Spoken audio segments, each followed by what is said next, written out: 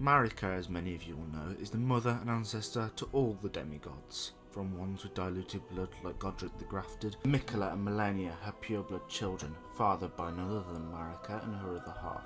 But what if I was to say there's a third child of Radagon and Marika? A third child that has been heavily overlooked by the community. So sit back, relax, grab some popcorn if you want, and enjoy as I explain to you who the secret third pure-blood child of Marika is. The first snippet of information we get on the third pure-blood child is actually located in a god-slaying incantation. The Black Flame ritual reads as follows: the Gloam-Eyed Queen led the apostles. It is said that she was an Empyrean chosen by the fingers. This item description tells us quite a bit about the Gloam-Eyed Queen, who will be very important for later in the video. And 2, it also tells us that this Gloam-Eyed Queen is an Empyrean, something very peculiar considering Ranni says this in a quest as Mini Ranni. I was once an Empyrean, of the demigods. Only I, Miquella and Malenia could claim that title.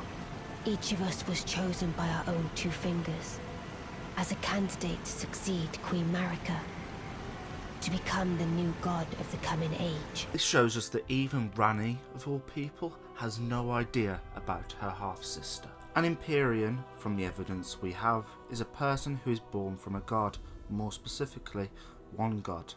Miquella and Melania are born from Radagon and Marika, who are in fact one god and one person. Ranni is supposedly born from Radagon and Radagon, but I personally believe this to be a lie. An Empyrean, from the evidence we have, is a person who is born from a god, more specifically one god. Miquella and Melania are born from Radagon and Marika, who are in fact one god and one person. Ranni is supposedly born from Radagon and Radagon, but I believe this to be a lie. What if Ranni is actually a bastard of Radagon and Marika? If this is true, it shows us a lot about Radagon's character. That she continued to love and care for her husband's bastard even after he left her. And why is my surname Luna? Because you're a bastard from the Lineage. Well, of course, there is also the Gloam-Eyed Queen. The possibility of her parentage is almost 100% Radagon and Marika, making her the third or fourth child of Marika and Radagon. The Gloam-Eyed Queen was the leader, queen, and mother figure to the godskin nobles. She held them in her arms until they could stand and fight, and when that time came, they would be blessed by the powers of destined death. It's stated in the Godslayer Greatsword that the black flames, the god-slaying black flames used by the apostles, were channeled from this very sword. Most of the god-slaying incantations talk of how the godskin nobles acquired such powers, how they were embraced by the Gloam-Eyed Queen, how they were embraced by destined death, but it's most likely this embrace didn't happen in the typical sense. Perhaps they were stabbed with the god-slaying greatsword. After all, it is said to be the centre of their power, the centre of the Gloam-Eyed Queen's power. Would a simple embrace do it to transfer the power? And if this is true, are the godskin nobles even truly alive? And when I mention alive, I mean as far as alive goes inside the Elden Ring universe. I have a theory that's on the more speculatory side, but please bear with me. What if the overweight godskin nobles actually got stabbed through the gut and destined death bloomed inside of their gut, bloating them? I think that would be a really cool explanation. Or they could have just eaten a shit ton and, you know, turned out like that, but I think the possibility that destined death bloomed in their gut is such a more cool idea. It's also stated a lot that Malekith defeated the previous holder of destined death, also known as the Gloam-Eyed Queen. Perhaps Malekith left the Gloam-Eyed Queen burned and bodiless. The Gloam-Eyed Queen is a mysterious figure in the lands between that we probably won't ever fully understand, but there is a lot of evidence to suggest that a certain person that we have met many times is actually this elusive queen.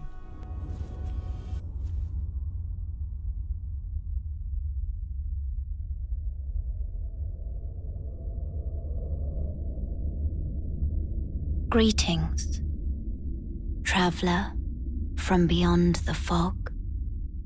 I am Melina.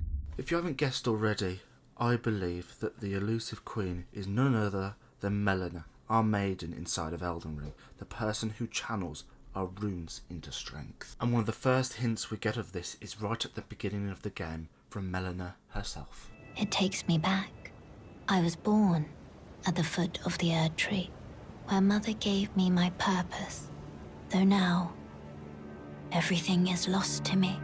I have to ascertain for myself the reason for which I live, burned and bodiless. She says she's born at the foot of the Erd Tree, which narrows down the list a lot of who she could actually be. But the thing that really seals the coffin is what she says about her mother. As she says, her mother gave her this task inside of the Erd Tree. The only female inside the Erd Tree is Marika, meaning Marika is the only candidate for Melina's parentage. And even if she isn't the Gloam-Eyed Queen, this info does tell us she is in fact a demigod. This conversation / order must have happened before the shattering. Marika probably told the Gloam-Eyed Queen / Melina this before the shattering, as to secure the Elden Lord and secure a way inside the Erd Tree. Another obscure hint is the butterflies you can find around the lands between. There are currently 3 in game, 3 for the 3 pure-blood children of Radagon and Marika. The Ionia butterfly tells us how legend states that Ionia butterflies were once the wings of the scarlet rock goddess that she used against Radhn and later us at the centre of the Halig tree. Already this shows us the intrinsic connection between the pure-blood children of Marika and Radagon and these butterflies. The nascent butterflies, with the knowledge of the Ionia butterflies, clearly references Miquella and his time in his cocoon and possibly hints at his future exit and possibly a future DLC. And for the final one, we have the smouldering butterfly, and this one is honestly the most informative. It reads, an eternally burning butterfly found near wildfires and elsewhere. Material used for crafting serves as kindling for a number of items. With the knowledge that these butterflies are connected to the pure-blood children of Marika and Radagon, it all fits into place. Melina is burnt and bodiless, set with the task of using her body as kindling to set the Erd Tree aflame. The Gloam-Eyed Queen was the previous holder of destined death before being defeated and possibly burned by Malekith the Black Blade. If she did get burnt by Malekith, how she survived the god-slaying black flames I do not know, but perhaps like the godskin nobles, it isn't as simple as alive or dead. Alternatively, it does say that Melina is bodiless. Maybe that is another way of saying she's not really in the realm of the living anymore. If this is indeed true, that means that Marika condemned and ordered the death of her daughter, as Malekith is commonly known as Marika's loyal shadow. A possibility of the reason why she's still in the land of the living might be the fact of due to her Empyrean blood. We don't know really what the effects of being an Empyrean has on you, but perhaps this is one of them. The butterflies talk and hint of a third child, that being Melina, and through this and our knowledge of Empyreans, this leaves Melina as the only candidate for being the forgotten Empyrean. The third legitimate and pure-blood child of Radagon and Marika and the Gloam-Eyed Queen. There's also the fact that on multiple occasions Melina says it's her duty to walk alongside destined death, possibly hinting at the locked connection she still possibly holds to the Rune of Death. And eons later, in a land of gold, inside the Erd Tree that had been burned by the flame of frenzy, we see the truth, and eons of lies and deception unravels, and the Gloam-Eyed Queen, the forgotten Empyrean, once more opens her gloam eyes.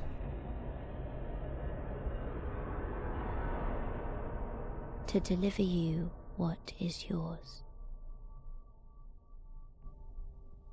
Destined death. Sadly everyone, that is the end of the video. If you did enjoy, please consider leaving a like and subscribe. If you didn't, then please hit a dislike so I know to improve for the next one. I really loved making this video, so I hope you guys enjoyed it. And thank you as well so much for all the support. The last video absolutely blew up, and all the amazing comments truly made my day. Thank you everyone. And finally, farewell, good hunter. May you find your worth in the waking world.